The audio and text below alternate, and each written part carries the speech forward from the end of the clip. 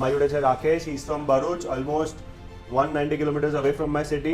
એને કીધું કે સર સારા છે, યુરોપમાં બેસ્ટ છે, યુરોપમાં તારે એન્ટ્રી કરવી હોય તો અહીંથી થાય છે. મેં એની પર ટ્રસ્ટ કરીને આવ્યો એ રિજેક્શન પછી અમે લોકોએ પાછું અપ્લાય કર્યું અને આવ્યો એમનો વિઝા માલ્ટાનો. અને ટીમ પર ટ્રસ્ટ હતો અને એને આવી ગયા વિઝા આવે સેકન્ડ ટાઈમમાં વિધિન મે બી 3 મંથ્સની અંદર જ. Experience was really good. જે બી ડોક્યુમેન્ટેશનમાં જે મને હેલ્પ જોઈતી હતી બધી રીતે હેલ્પ કરી છે. જે ટાઈમે મારે કંઈ બી સવાલ એટલે કોઈ બી ક્વેશ્ચન્સ હતા, મારે કંઈ બી ડાઉટ્સ હતા, ઓન ધ સ્પોટ આન્સર્સ મળ્યા છે. અને જ્યારે બી મારે કશું બી પ્રોબ્લેમ થતો એટલે ડાયરેક્ટલી હું કોલ કરી દેતો હતો. કોઈ દિવસ એવું નથી કીધું કે ભાઈ તમે ઓફિસ આવર્સમાં કોલ કરો, એની પછી કોલ ના કરો. Hi everyone, this is Rahul from Golden Future. આજે હજુ એક ઇન્ટરેસ્ટિંગ કેસ સાથે મારી જોડે છે Rakesh. He's from Bharuch, almost 190 kilometers away from my city. એમનું માલ્ટામાં એકવાર મારા ત્યાંથી રિજેક્શન આવ્યું. સો GBS કરીને માલ્ટામાં એક કોલેજ છે, એમાં અમે bachelors in computer science apply કર્યું હતું. લાસ્ટ યર નવેમ્બરમાં રિજેક્શન આવ્યું. જાન્યુઆરી 2025 હમણાં 26માં રિજેક્શન આવ્યું. અને રિજેક્શનનો રીઝન બહુ યુનિક હતો. હવે જાણવું હોય તો મને કોન્ટેક્ટ કરજો, તમને કહી દઈશ. અને એ રિજેક્શન પછી અમે લોકોએ પાછું અપ્લાય કર્યું અને આવ્યો એમનો વિઝા માલ્ટાનો. અત્યારે ટાઈમ એવો છે કે માલ્ટાનો વિઝા ઇઝીલી નથી આવતો. આ વિડીયો પહેલાં જે અપલોડ થઈ હશે એમનો જ ફ્રેન્ડ છે દર્શન, એનો બી માલ્ટામાં વિઝા આવ્યો. બેઉ જણ ફ્રેન્ડ્સ છે અને બેઉનો સાથે વિઝા આવ્યો. So tell me Rakeshbhai, how was your experience with golden future? Experience was really good. જે બી ડોક્યુમેન્ટેશનમાં જે મને હેલ્પ જોઈતી હતી બધી રીતે હેલ્પ કરી છે. જે ટાઈમે મારે કંઈ બી સવાલ એટલે કોઈ બી ક્વેશ્ચન્સ હતા, મારે કંઈ બી ડાઉટ્સ હતા, ઓન ધ સ્પોટ આન્સર્સ મળ્યા છે. મને જે બી જ્યાં કંઈક પ્રોબ્લેમ આવી છે એમાં બી હેલ્પ કરી છે.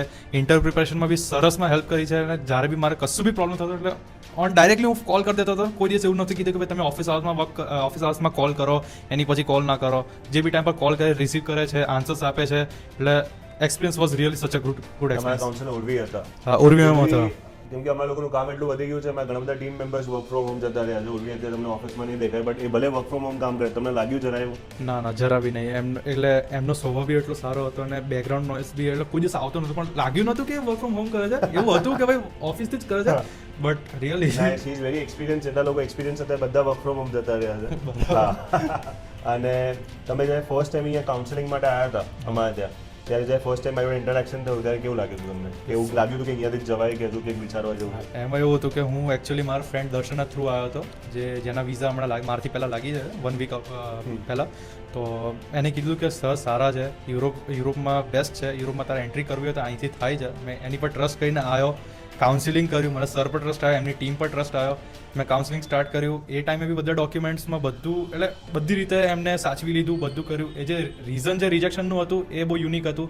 એ વસ્તુ અલગ છે, સર તમને સમજાઈ જશે. બટ જો સેકન્ડ ટાઈમમાં આપણે સર સમજાવ્યું કે જો સેકન્ડ ટાઈમ બી અપ્લાય કરો, ચાન્સીસ છે કે મોર ચાન્સીસ છે કે તમારા વિઝા આવી જ જશે. એમના થ્રુ એમની પર ટ્રસ્ટ હતો અને ટીમ પર ટ્રસ્ટ હતો અને એને આવી ગયા વિઝા આવે સેકન્ડ ટાઈમમાં વિધિન મે બી 3 મંથ્સની અંદર જ. 3 મંથની અંદર જાન્યુઆરીમાં રિજેક્શન આવ્યું ને મે હવે 15 મે તો આવી ગયા છે. 4 મે નું સ્ટેમ્પિંગ છે. ડન છે. થેન્ક યુ આવા માટે, ટાઈમ કાઢવા માટે. All the best. Thank you તમારો કે તમે અમને બહાર મોકલો છો.